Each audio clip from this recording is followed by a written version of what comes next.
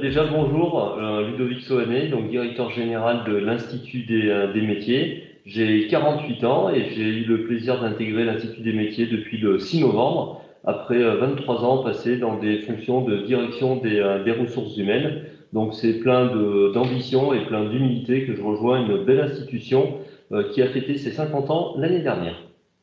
Alors l'Institut des métiers, c'est une belle institution qui est basée à Clermont-Ferrand, donc qui est managée par une gouvernance qui reçoit en son sein deux chambres consulaires, la chambre des métiers et de l'artisanat et la chambre de commerce et d'industrie. Et on est parti il y a 50 ans donc sur une idée, c'est la formation, l'apprentissage pour les gamins, comme on disait à l'époque, afin de pouvoir leur donner je dirais une possibilité de pouvoir travailler dans un domaine.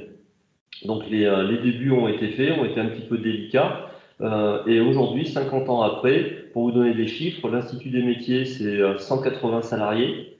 C'est plus de 60 formations qui sont développées sur 6 branches d'activité. Vente et commerce, soins et services à la personne, métier de bouche, hôtellerie-restauration, automobile, métier du bois, et également tout ce qui est développement de formation pour adultes. On va du CAP jusqu'au niveau Bac plus 3. Et voilà, nous œuvrons auprès de ce public. Nous avons repris en termes de gestion le CFA d'Ambert, qui se trouve à une quarantaine de kilomètres de Clermont-Ferrand. Et notre vocation, si vous voulez, c'est de devenir, sur un plan et un projet d'établissement qui va de 2023 jusqu'à 2026, le Mozart de l'apprentissage. On est le numéro 4 au niveau des CFA en Auvergne. Notre ambition, tout en restant humble, hein, c'est de pouvoir travailler dans l'excellence, toujours en proximité, que ce soit avec l'ensemble de nos salariés, nos formateurs, nos administrateurs, nos personnels administratifs, mais également les entreprises et les apprentis. On développe un projet sur 3 axes, un projet campus. Aujourd'hui, nous sommes 2000 apprentis. Nous avons un souhait de passer à 3000 apprentis. Donc, on se pose des questions en termes je dirais, de nouvelles formations, de nouveaux axes de développement. Aujourd'hui, on parle beaucoup d'intelligence artificielle, on parle beaucoup je dirais, de data management, etc. Donc, on est en train de réfléchir à ces offres de formation et d'apprentissage qu'on pourrait faire. Ce qu'on ressent aujourd'hui, si vous voulez, c'est que si on n'est pas à ce rendez-vous-là sur toutes ces nouvelles technologies, on ratera quelque chose. Donc, à nous de nous adapter. On veut aller également vers l'excellence.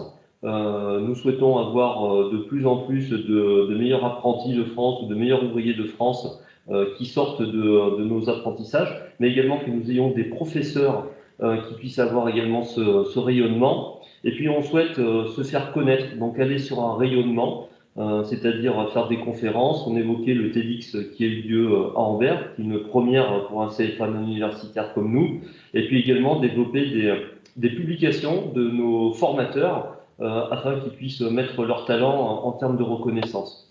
Donc voilà qui on est et puis vers où on se dirige sur ce plan qui est prévu de 2023 jusqu'en 2026. Si vous voulez, nous avons 1300 entreprises partenaires au niveau de l'Institut des métiers. Nous avons une équipe et on doit leur rendre honneur et hommage par rapport au travail qu'ils font en termes de développement et communication. C'est-à-dire que une entreprise qui a besoin d'avoir un apprenti, notre service développement va prendre en charge le recrutement, je dirais, de l'apprenti pour aller trouver cette compétence, ou vice-versa, si on a l'apprenti, d'aller trouver l'entreprise qui pourra l'accueillir et mettre en place toutes les formalités qui sont autour du contrat. Donc on a vraiment ce service développement qui œuvre directement au plus près des entreprises et des apprenants, mais également qui se fait connaître au niveau de nos forums.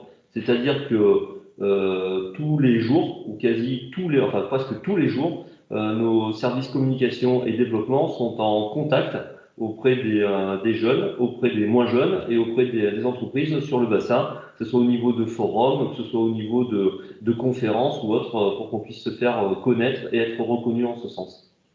Si vous voulez, on a deux types en termes d'inclusion. On est détenteur du label H+, donc au niveau de tout ce qui est, je dirais, personnes qui sont porteurs d'un handicap, on est en capacité de pouvoir s'adapter par rapport à la personne qui est porteuse de handicap. Alors il y a le handicap physique, le handicap visuel, puis également tout ce qui peut être les handicaps autour de la prise en charge du trouble du spectre autistique, où on a vraiment ces capacités et un lien avec le centre de formation des apprentis spécialisés, le CFAS, qui peut également nous épauler ou nous aider dans je dirais dans cette inclusion-là. Nous avons également un référent handicap qui nous permet également de pouvoir faire coïncider et d'adapter les cours quand il y a besoin. On doit surtout rendre honneur à l'adaptabilité des formateurs que nous avons, qui sont en capacité, face à un public, de pouvoir s'adapter. Vous l'évoquiez, on est en capacité d'individualiser, et nos formateurs aujourd'hui arrivent à individualiser leur cours par rapport au public qui se trouve face à eux. En termes d'inclusion également, nous avons des professeurs de français langue étrangère. Parce qu'on voit, c'est un public de plus en plus important qui nous rejoint, des apprentis, des apprenants qui ne maîtrisent pas la langue française. Donc, quand vous êtes dans un cours, 14, 15 ou 20 personnes, que vous avez des apprenants qui ont des difficultés au niveau de la langue française, nous, notre rôle, c'est de pouvoir les faire évaluer et les faire évoluer en termes de compétences sur l'accueil linguistique. Nous avons une population de plus en plus liée à on s'appelle des migrants, par exemple, qui peuvent venir s'inscrire chez nous.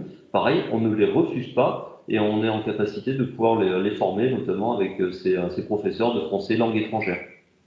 Donc voilà ce que l'on met en place. Nous avons également des médiateurs sociaux au sein de l'Institut des métiers qui nous aident des fois par rapport à certaines difficultés sociales, de voir quelles solutions on peut trouver, notamment sur la mobilité et sur le logement. Nous avons différents partenariats où on peut aider les jeunes ou les moins jeunes à aller de leur lieu de vie jusqu'à l'Institut des métiers, et également de pouvoir leur trouver un partenaire qui pourra les accueillir durant un jour ou durant une semaine avec un logis et puis de pouvoir être nourri d'une manière sereine. Donc, comme on dit, si l'apprenant il dort pas bien, il mange pas bien, il sera pas performant dans son apprentissage.